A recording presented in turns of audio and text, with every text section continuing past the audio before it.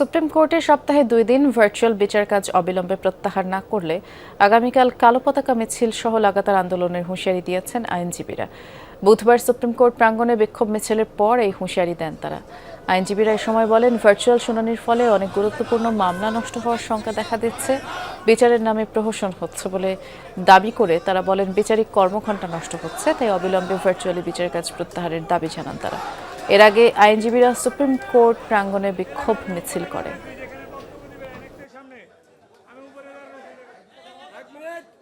আমরা এক রুমে 4-5 বসি, একই সময়ে 4-5 শুনানি করে বিচারের নামে আমি মনে করি একটা প্রহসন হচ্ছে।